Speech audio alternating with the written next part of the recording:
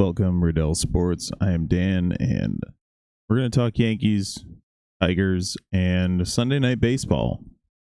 Which, honestly, I'm supposed to know these things, but I didn't know that NBC picked up Sunday Night Baseball. So we're going to start with the Yankees, and they've decided to re-sign Paul Goldschmidt to a one-year contract, which I do like.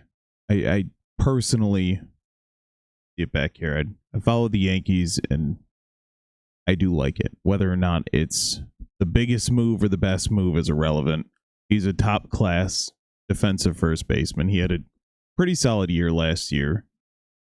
And if anything, hopefully he can teach Ben Rice how to play some defensive first base, because if any of that can rub off on Ben Rice, that is going to be a miracle. So Ben Rice defensively was just by the eye test, not bringing up the stats or D-WAR and all that stuff, but just watching the games every single day, Paul Goldschmidt is leagues above Ben Rice defensively.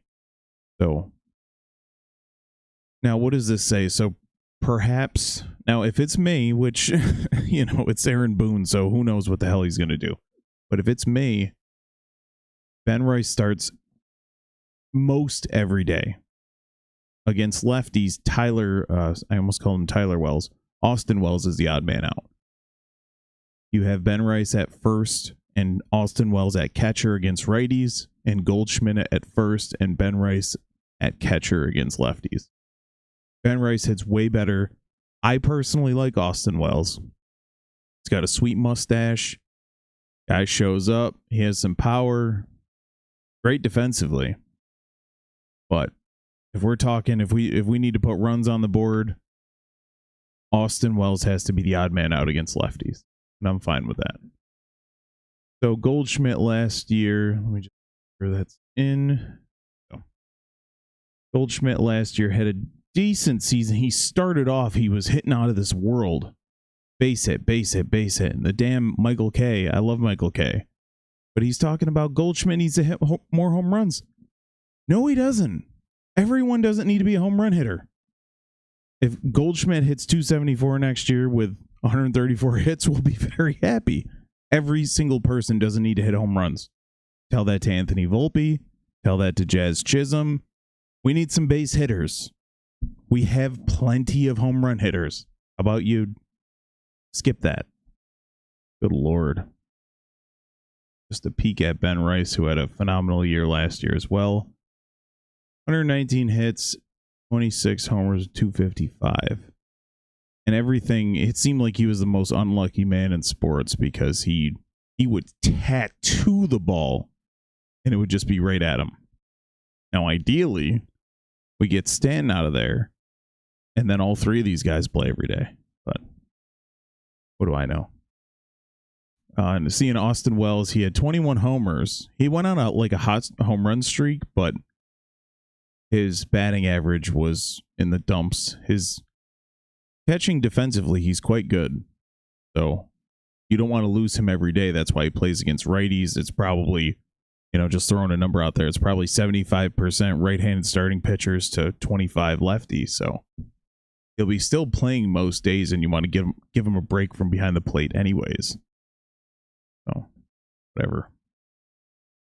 The other huge move that they made, sorry, Yankees acquire utility man Max Schumann in trade with A's for a righty prospect. Very low risk trade for the Yankees, but Max Schumann's another guy who's low batting average, but he has a very good glove. Now, can he play some shortstop? Hint, hint. I guess they're just hoping that one of these 9 shortstops that they have can hit. But we'll see how that goes. Justin Verlander goes back to where he started. And bring him up here. So he started his career in Detroit, and he spent 12 years there, something like that. 13. Damn, it's close. So he spent 13 years there, 3.49 ERA, and obviously he's a Hall of Famer. He's been playing forever, seemingly. 2005, my goodness. And he was a beast. He won that AL MVP in 2011 as a pitcher, which is rare. Rookie of the Year in 2006. Guy's just a machine. Did not play in 2021, but he had kind of a rough year his last year in Houston, and he started out rough for the Giants, but he put it together for a 3.85 ERA, which is quite good when you're 42. So we'll see how much gas he has left in the tank. Maybe because the Tigers, in theory, should be quite good with Skubal and Valdez. So as long as Valdez doesn't lose his mind and try to plunk his catcher again, but Verlander, maybe at times he can come out of the bullpen and just empty the tank. We'll see. We'll see. It's a good move by them. This is the kind of like signing, retire with your team signings that I like. I hate the one day, let's do a little ceremony. He's not going to put on the pads or the glove or the uniform or anything. No, we'll just we'll sign him for this like really corny thing.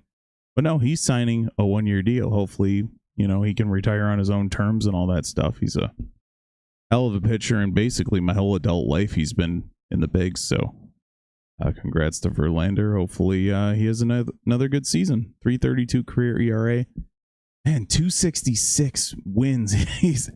He would have to play like 3 more seasons to get to 300. I don't know if that's gonna happen unless he just has like one hell of a year. Gets like 20 wins, and he would still be a ways away. But okay, and then last but not least, we have Clayton Kershaw, Joey Votto, and Anthony Rizzo will join the NBC Sunday Night Baseball in-studio crew as analysts. I do like this. Kershaw is obviously a guy who, everyone loves, even if you hate the Dodgers, which most people do. But he's a very likable guy. Rizzo's kind of like the goofy, he's a lot of fun to be around, and Joey Votto will be the serious straight guy, I assume.